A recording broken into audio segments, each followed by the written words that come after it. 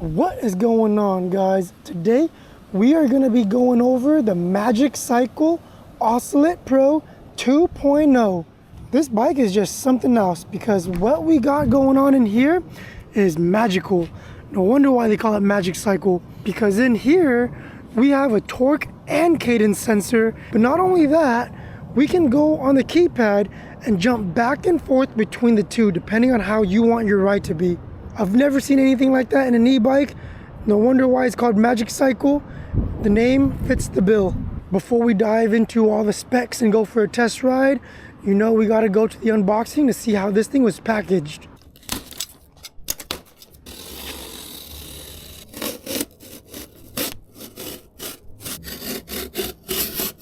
Let's get that side view profile.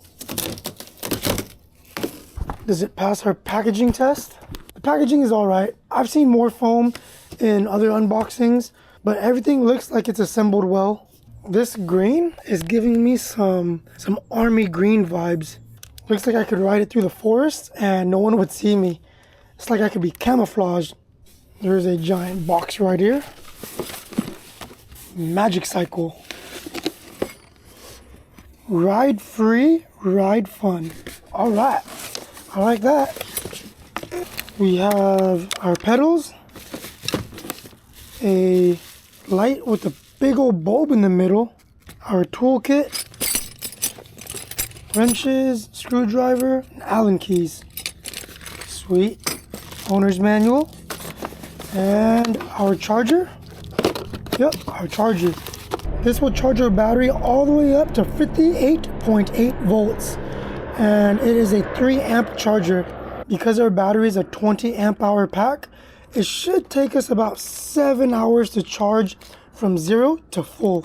I see the keys dangling back there. Let's try to get to that so we can get this battery charging.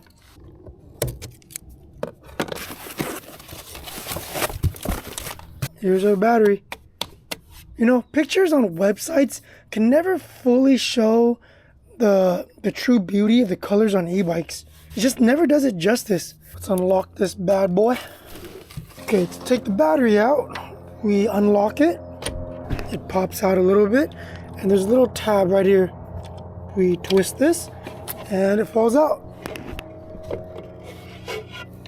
52 volts, 20 amp hours. And the claimed range on the website says 120 miles. Actually, it says plus 120 miles.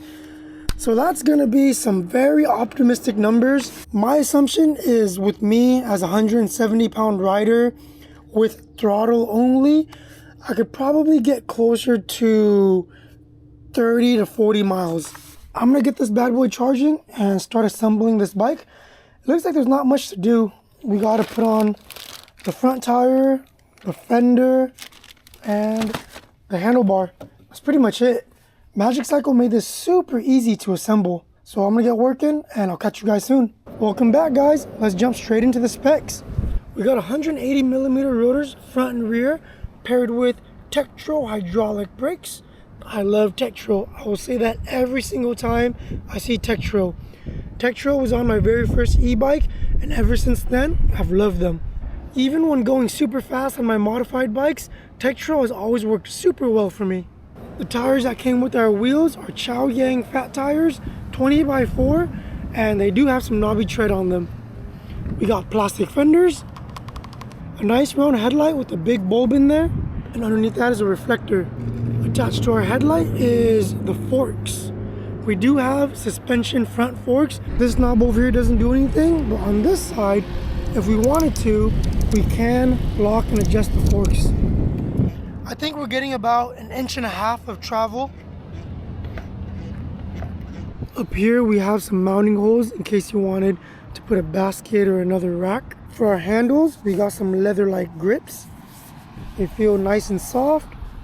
And our hydraulic disc brake levers. We have a keypad over here, plus I for information and a minus. So that's how we're going to toggle through our pedal speeds and get into our settings. If we want to turn on the light, we hold the plus button and our light turns on. We also have a bell. This is my own phone holder. In the middle right here, we got our display. It is a fairly large and colorful display. Pretty sunny right now, so I don't know if you guys can see that. I could see it, but the camera might not pick it up. It shows our miles per hour, our watts, our battery readout, which says 100% right now. We have our trip meter, our pedal assist number, and a T right here stands for torque sensor. Let me see if I can get in the shade so I can give you guys a better view. Okay, now you guys can see how beautiful this display is. So as I was saying, the T over there stands for torque sensor, but if we hold down the information button right here, we can change that to cadence sensor. So that's really cool. Never had that before. When I first received this bike, it was locked to about 20 to 22 miles per hour. All you gotta do is press the plus and minus button at the same time. And that's how we get into the settings. We wanna go to speed limit. And it's funny, it says 25 on there, but we maxed out the speed to 28. Yeah, I don't know why it says 25. It should say 28 on there. That's funny. On the right side, we have a 7-speed Shimano shifter and a half twist throttle. Half twist throttles are my favorite, and they just make it so much more comfortable for me to ride and safer. Moving down to the frame, we're gonna have a nicely integrated battery. You can remove it if you want, but it's probably gonna be easiest if you just charge the battery while it's inside the bike. The charge port is gonna be right here on this side. Coming down on this side, we have our torque / cadence sensors. I really love that they gave us those options. To be able to switch back and forth, that is amazing. For someone that's lazier like me, I'm gonna use the cadence sensor. For someone that wants more intuitive riding and to actually feel like they're putting in work, they can go to the torque sensor. That's gonna be perfect for them. On the other side, we have a 48 tooth chainring. We also have a derailleur guard to protect our derailleur from getting bent. That's super useful in case the bike ever tilts over or you bump into something. Up on top, we have a metal rack, and it says that the max weight is 25 kilograms, which is 55 pounds, I believe. Over here, we have our seat, and below that is a little reflector. The seat does feel a bit on the firmer side, and it is adjustable. The recommended height for this seat is someone that's 4'10" to 6'2". I'm 5'6", and this is how I look on the bike. The seat is at its lowest riding position, and I can fully plant my feet on the ground. This is how I look doing the one-legged lean. Super comfortable, super easy to get on and off the bike. With a step-through design and an adjustable seat, you can tailor this bike to fit all kinds of riders. That's one reason why I love step-through so much. Almost anyone can get on this bike and just get riding. Even if they're on their tippy toes, they can get off the bike super easy. Strapped onto our rack is a bungee cord. This came with the bike. This is a really nice cherry on top from Magicycle. It mounts right here. You just slide it down and come on out. Perfect fit for this band. And this is going to be super useful to keep your belongings strapped on so nothing flies out. Attached to the rack, we do have a brake light. Last but not least, let's talk about our motor. This is a 750 watt geared hub motor, and it peaks at 1,500 watts. So our controller is going to be pushing out a good amount of power. It does feel peppy. So that's going to be it for the specs. Let's take a step back and really take a look at this thing. Man, the green just blends into the grass.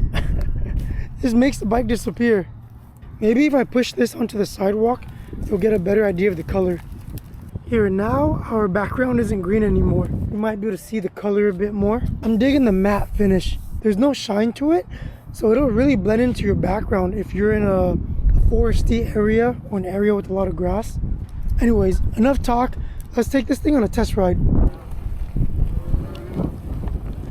The grass feels okay to ride in. Fat tires will always absorb some of the bumps. There's no rear suspension. We got front suspension, but no rear. But the fat tires help. This bike is really punchy. Okay, it seems that even though we're in pedal assist 1, our throttle has no limit to it. So let's just do a top speed test right now. Throttle only top speed run. Here we go.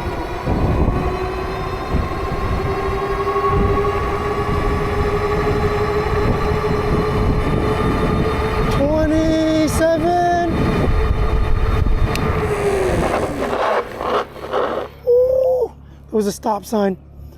I did an emergency brake right there. I think we saw 27 on the GPS and 28 on the display. Let's try that again. Okay, top speed test round 2.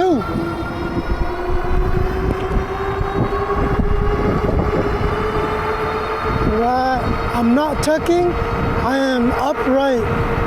28 on GPS. 29 on display. Oh, now we're both matched. Yep, it's pretty accurate. Seeing 28. Nice. I love that this bike can go up to 28 miles per hour on throttle. It's really nice because if I get lazy and I don't want to pedal, I can get up to speed with just the throttle alone. Okay, we're gonna stay in pedal assist 1 and test out the pedal assist. We're currently using the torque sensor. Okay, we're still on pedal assist 1, so let's test out the cadence sensor. Yeah, if I push harder and faster, the motor does not help us. That's a typical cadence sensor for you. So on level 1, we're seeing about 8 miles per hour. Level 2, let's see. Level 2 is 9 miles per hour. Just 1 mile per hour more. Let's go level 3. Okay, we got a boost right now. Level 3 is about 14 miles per hour. Level 4.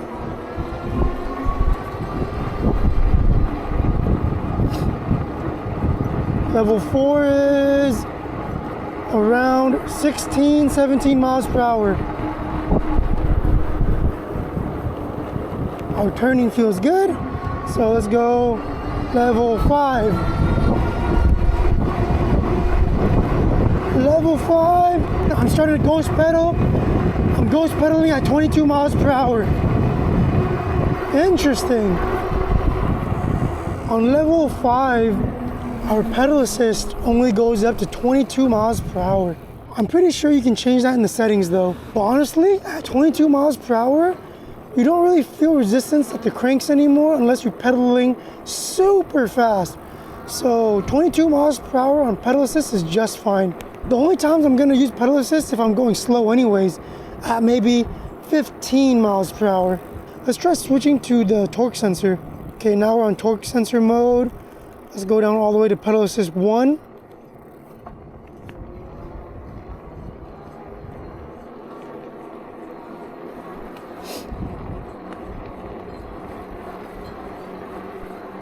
If I'm riding more relaxed and I'm not trying to pedal that hard, I'm at around 12 miles per hour.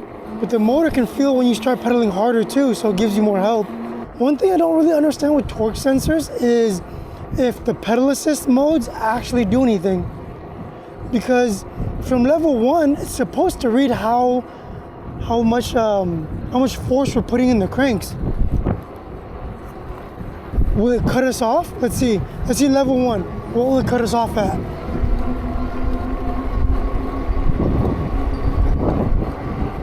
$17 miles per hour. 18. Oh, my legs are burning. My legs are burning. I need to do more cardio. Okay, so level 1, we got around 18 miles per hour. Let's see if level 2 changes anything.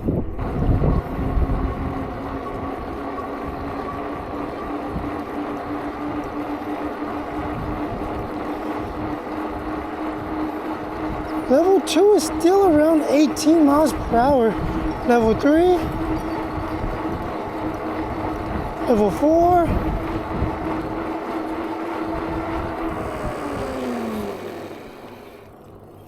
All right. So I guess with the torque sensor, the pedal assist numbers don't really matter that much. It's more so when you use a cadence sensor, which makes sense because you need a cutoff at how fast the motor will take you. With the torque sensor, it reads how hard you're pedaling down. So it doesn't really matter the cutoff, because your legs are the cutoff. If you can't pedal that hard, then it won't give you as much power. Okay, I'm gonna switch back to cadence sensor because I'm lazy. I don't want to do any work. Oh, much better, yeah. As soon as I move my legs a little bit, the motor picks up and does all the work for me. You know what's funny is that torque sensors use more technology and they're harder to come by and they're a bit more expensive too, or at least you see them on more upscale bikes. But for me, I love cadence sensors. Probably because I don't care to put in that much work. All right, let's head to the mall and do our brake test. We're gonna lane split to the front because our bike has some kick to it. We can get ahead of traffic. Usually on slower bikes, I take the sidewalk and use the crosswalks. But on this bike, I feel okay being on the road.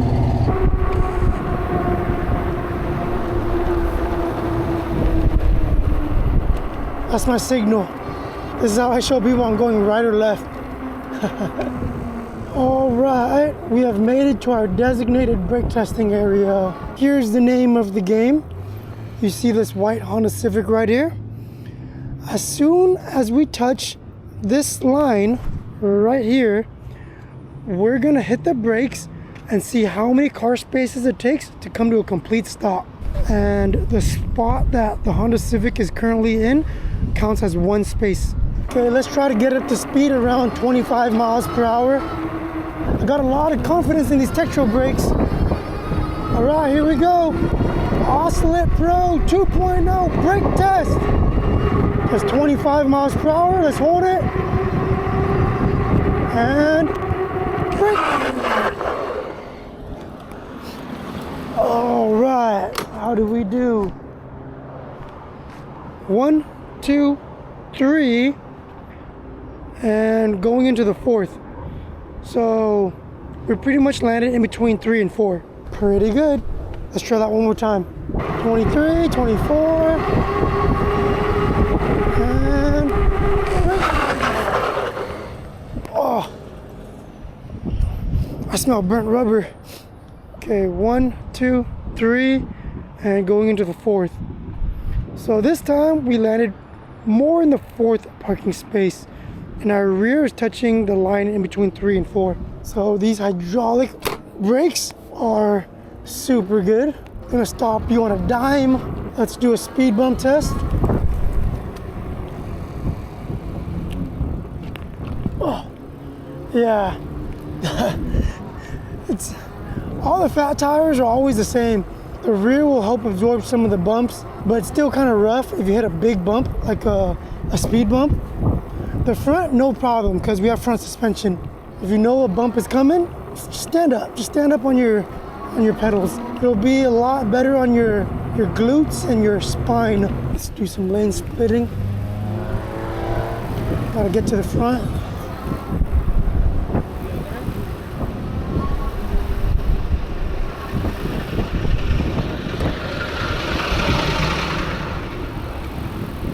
All right, we're gonna head back now and we're gonna finish off with our closing thoughts. All right, y'all, let's go over some pros and cons. I'm gonna start with the cons so we can finish off on a good note. For me, there are 2 cons, and it is very similar to my last review. First con is the seat. I wish they put a softer seat with some more cushion in there. Maybe my butt is a little bony, who knows? I would like something a little softer, maybe a little wider. It's not terrible. It's not the hardest seat I've been on, but I think it could be better. And the other thing is the chain ring. This is a 48 tooth chain ring. If you're gonna be wanting to pedal and take advantage of the torque sensor, like a 52 teeth chain ring, because then you won't lose resistance at like 25 miles per hour.